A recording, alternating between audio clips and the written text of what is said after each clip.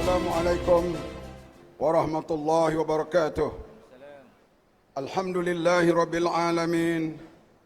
Wassalatu wassalamu ala asyrafil anbiya'i wal mursalin wa ala alihi wa sahbihi ajma'in.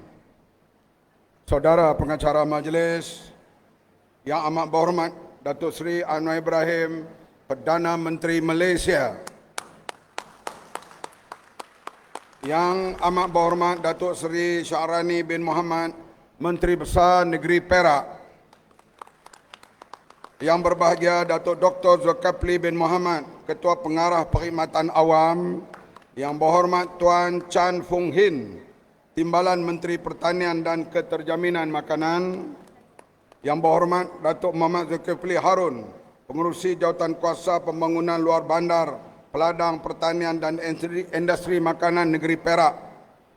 Yang berbahagia Datuk Azzah Hanim binti Ahmad, Timbalan Ketua Setiausaha Dasar Kementerian Pertanian dan Keterjaminan Makanan, mewakili Ketua Setiausaha KPKM, ahli-ahli yang berhormat, pegawai-pegawai kanan Kerajaan Persekutuan dan Negeri, pengurusi-pengurusi agensi di bawah KPKM, pemimpin-pemimpin masyarakat setempat, warga peladang, penternak dan nelayan, rakan-rakan strategik, rakan-rakan media, tuan-tuan, puan-puan yang dihormati sekalian.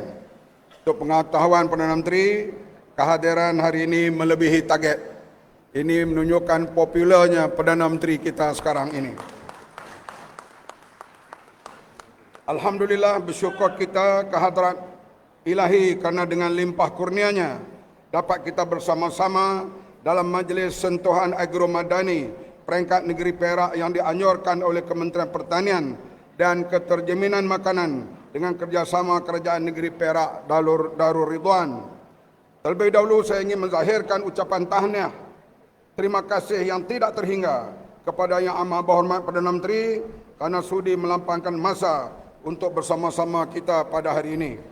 Kehadiran Yang Amat Berhormat Perdana Menteri dan timbalan-timbalan beliau di sini hari ini adalah bukti kepada iltizam kerajaan perpaduan untuk membela nasib rakyat, khususnya tuan-tuan semua yang kami sifatkan sebagai wira negara dalam memastikan bekalan makanan negara sentiasa cukup dan terjamin. Alhamdulillah, ayam dan telur sudah pulih sekarang ini. InsyaAllah, lain-lain juga akan pulih dan kita berusaha keras.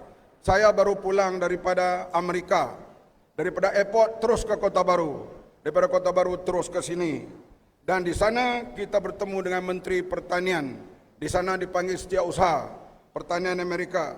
Dan yang paling penting, kita juga ada anak Malaysia kita membuka satu syarikat untuk mempromosi barang-barang pertanian kita di Amerika Syarikat. NSCOP, satu syarikat anak Malaysia dibuka di Amerika Syarikat, dan di situ kita akan gerakkan supaya barangan pertanian kita dapat diekspor secara besar-besaran pada masa yang akan datang di Amerika Syarikat. Artinya kita bukan duduk saja, kita cari jalan supaya satu hari nanti kita import barang makanan lebih kurang 70 bilion, ekspor 40 bilion. Jauh belum lagi seimbang.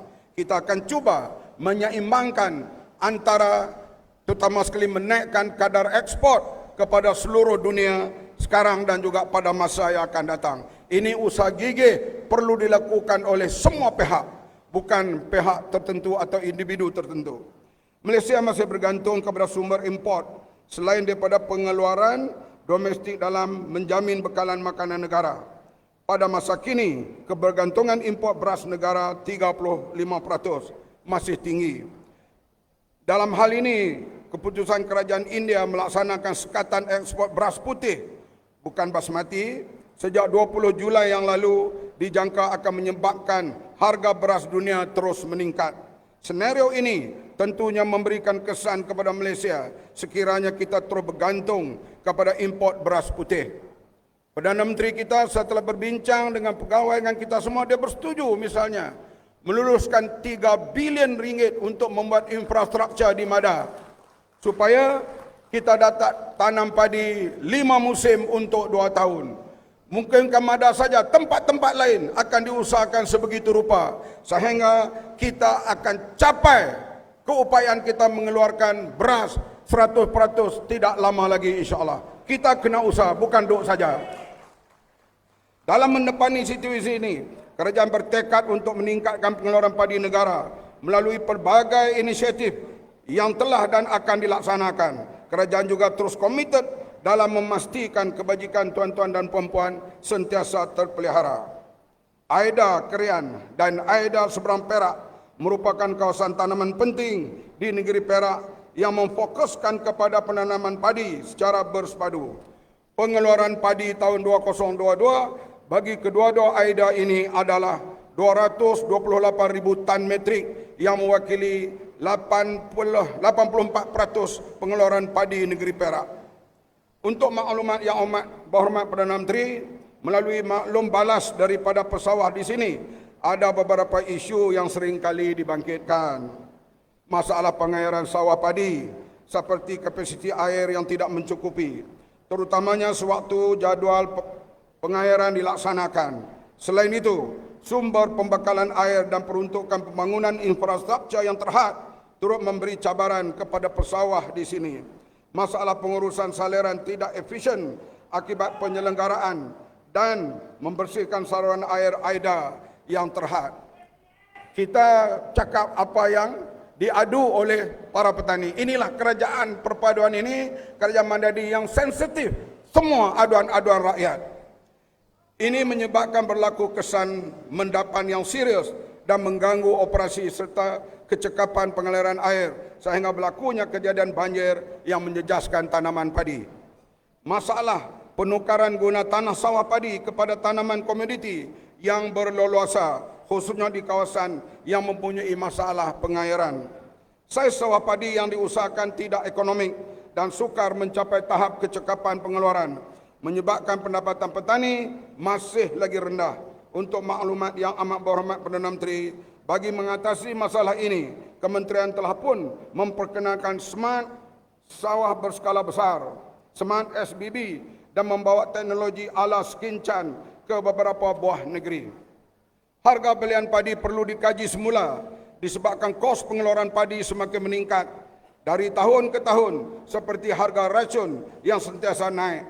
Kami harap Yang Amat Berhormat Perdana Menteri boleh memberi pertimbangan untuk menyalurkan bantuan khusus yang akan meringankan bebanan pesawah.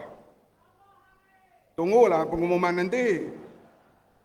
Saya mewakili para petani dan pesawah di sini amat berharap segala permasalahan yang saya bangkitkan sebentar tadi akan mendapat perhatian yang sewarnya oleh Yang Amat Berhormat Perdana Menteri. Perdana Menteri kita ada fikir lain. Hari-hari duk fikir orang bawahan. Mana ada Perdana Menteri tak ambil gaji Perdana Menteri. Lagi ekonomi tak pulih, dia tak ambil. Saya ambil. Saya kalau tak ambil tak ada apalah Tok Tri. Kena faham lah teman ya. Selaras dengan hasrat membangun Malaysia Madani, saya amat yakin yang kerajaan perpaduan akan sentiasa mengutamakan keperluan tuan-tuan dan puan-puan semua dalam usaha kita untuk memastikan keterjaminan makanan negara. Akhir kalam, saya amat berbesar hati mengucapkan selamat menyambut Hari Peladang, penternak dan nelayan kebangsaan kepada tuan-tuan dan puan-puan semua.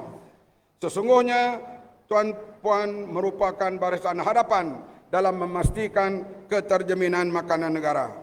Ucapan ini ada tag, hak tak ada tag kena pergi Kedah dan Pulau Pinang. Malah ni, malah esok, malah lusa. Sekian, wabillahi taufiq wal hidayah. Wassalamualaikum warahmatullahi wabarakatuh.